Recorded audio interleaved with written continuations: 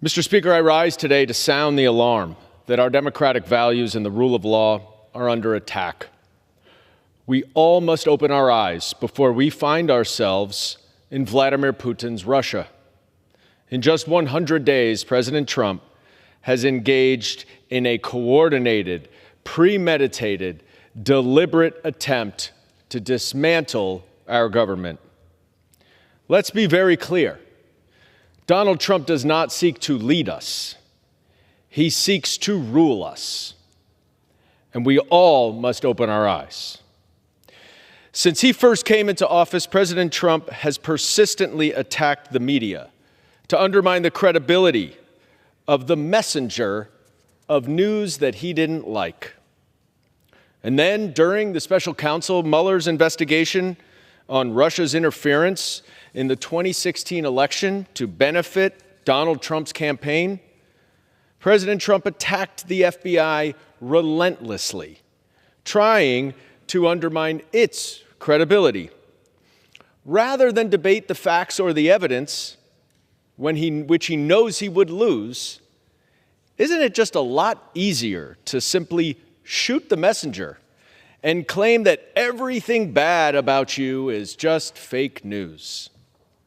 Now, while many have correctly been focusing on the arbitrary and devastating cuts to essential federal programs or the disastrous and reckless tariffs that have increased prices and inflation and have tanked the economy, President Trump's first 100 days have also escalated this relentless assault on the checks and balances that have been the foundation of our great nation. On day one, he pardoned more than 1,500 convicted criminals who stormed this very building on January 6th. Hundreds of them were convicted for violently assaulting law enforcement officers. Blatant and disgusting disregard for the rule of law and for our fine men and women in uniform.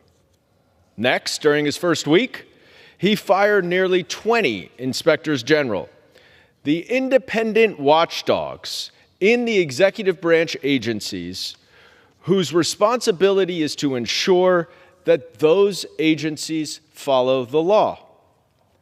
Then he went after the Department of Justice and the FBI, firing prosecutors and special agents who investigated his criminal conduct, who simply did their job, before turning to the public integrity section, the renowned, venerable institution that was created after Watergate to be an independent investigative body of public officials. He and his administration have also been firing and forcing out anyone who might not share his political views, even though these jobs are career, nonpartisan, apolitical jobs. Next, he went after lawyers and law firms who have tried to hold him accountable to the law, and he continues to do so. He has signed several executive orders trying to limit the ability of law firms to represent their clients, one of the fundamental hallmarks of our system of laws.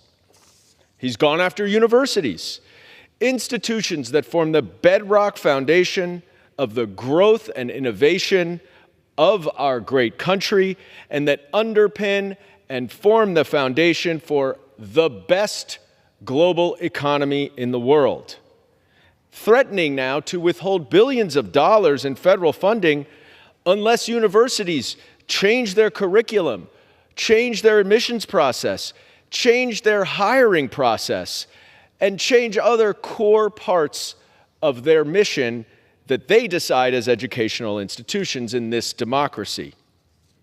He's also waging a war against nonprofit organizations, yanking grants away that have already been made and allocated, and threatening to remove the tax-exempt status of any organization that may disagree with his opinions or support lawsuits that might actually enforce existing laws. You see where this is going?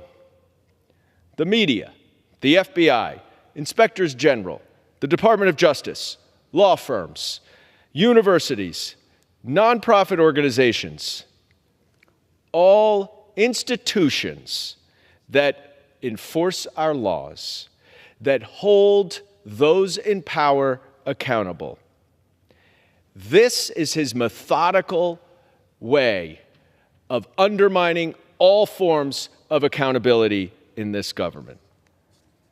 But more recently, his attack on this Constitution has escalated. Now, of course, before he even came into office in January, President Trump had completely submitted the Republican conference of this body. They have abdicated their constitutional duty to be a check and balance on the executive branch. But the judiciary, the third branch of government, still remains in his way. So how does he deal with the judiciary? Well, he is openly and brazenly criticizing and attacking judicial rulings that he doesn't like, including a number issued by Republican-appointed judges, including his own. And now he is openly defying court orders, including Supreme Court orders. He, President, and some of my Republican colleagues are threatening judges, trying to bully them into ruling in their favor, not ruling based on their interpretation of the law. And now, with the career folks removed from our executive branch agencies, he has put in political lackeys to be in charge of our criminal justice system, our national security apparatus. And he is ordering investigations, criminal investigations, into individuals simply because they disagreed with him. That is the type of corruption that our country travels the world to root out, because it is at bottom as anti-democratic as it gets. It is the stuff of dictators and strongmen, not of democracies.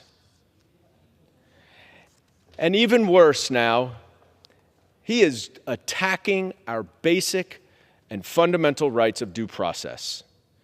The right to have any allegation presented before a neutral arbiter who makes a final decision. Like a king, Donald Trump thinks it's okay for him to get to decide what the law is. But that is not how our system works. The Supreme Court and our judiciary decide what the law is. So when they do that, a unanimous Supreme Court ruled that he is not a king and that he must abide by our basic principles of due process. He then refuses. Admitting a mistake, Kilmar Abrego Garcia deported to El Salvador, even though he had an order on him that would prohibit him from going to El Salvador. Admits the mistake and refuses to bring him back to face due process. Due process is the cornerstone of our country. It distinguishes us from an authoritarian dictatorship, and Donald Trump wants to destroy it. But it's not optional, and court rulings are not simply suggestions. They are the backbone of American democracy, our final safeguard against the unchecked power of the executive. When a president ignores the courts, he is not challenging policy. He is declaring war on the Constitution itself. And yet, despite this laundry list of attacks on trying to undermine our democracy, our rule of law, my Republican colleagues remain absolutely silent, in some cases, even supportive. These alarm bells are deafening, but too many in this chamber would rather enable Donald Trump's descent into dictatorship than to confront him. They have laid down the power of the purse, and now they are actively trying to forfeit their oversight authority. They are silent as President Trump wages an all-out assault on our constitutional democracy. They are silent as he goes after the media, launches investigations into his political adversaries, attacks our basic fundamental rights. This is what dictators like Vladimir Putin do.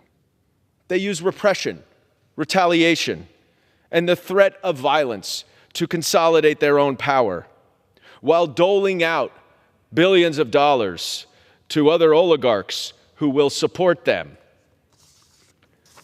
Many countries have faced moments like this before, moments where the freedom and the openness of the democracy that they represent stand at a crossroads.